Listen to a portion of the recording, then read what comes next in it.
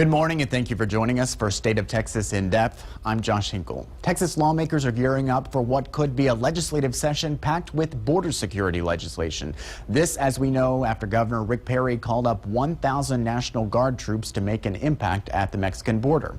The Guard will assist the U.S. Border Patrol, which has had more than 9,700 agents stationed in Texas in the last year.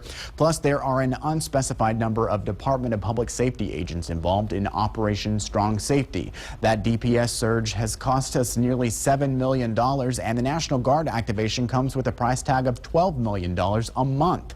We've learned that $12 million will come out of $38 million left over after DPS upgraded its radio equipment. The governor was allowed to use the excess money for emergencies, but $38 million will only fund the program for 3 months or so.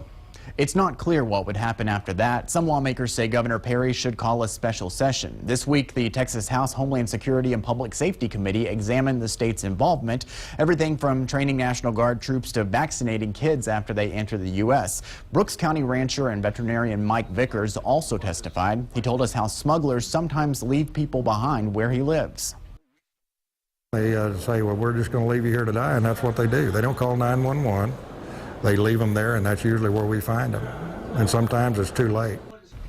At the hearing, the executive director of the ACLU of Texas said the state should focus less on security and more on humanitarian needs. Central Americans are putting their lives on the line trying to cross into the United States, and when they are young children, it can create a dilemma for law enforcement. This week, KXAN's Chris Sottigi rode along with Border Patrol agents in the McAllen area for a closer look.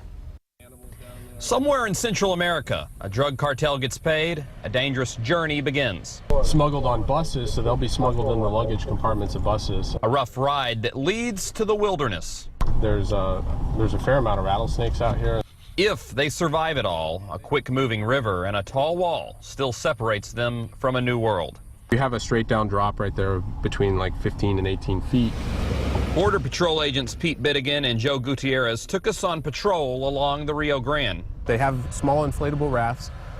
They're loading them up with 10 to 20 people. Even when they don't find illegal immigrants, they find their tools. They'll prop up a ladder, hide the ladder in the brush, prop up the ladder, send people up and over. And this journey is for all ages, even some in diapers. It's just incredible to think about what these kids face.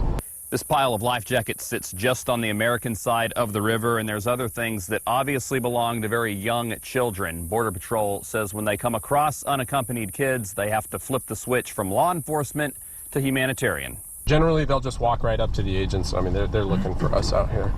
Bittigan says a quarter of all illegal immigrants are children, and those kids look for the green uniform as a friend, not an enemy. And they're right. We like playing the role of someone who is going to help them, and they know that. Immigration proceedings will determine what ultimately happens to the kids that arrive with their lives in a backpack. But while in Border Patrol custody, groups of children are secured and given food and water. Bittigan says it's the humane way, the American way. We're the United States for a reason. People know that we have that good reputation. A country just a river away, but a world apart. From the Rio Grande Valley, Chris Sottigi, KXAN News.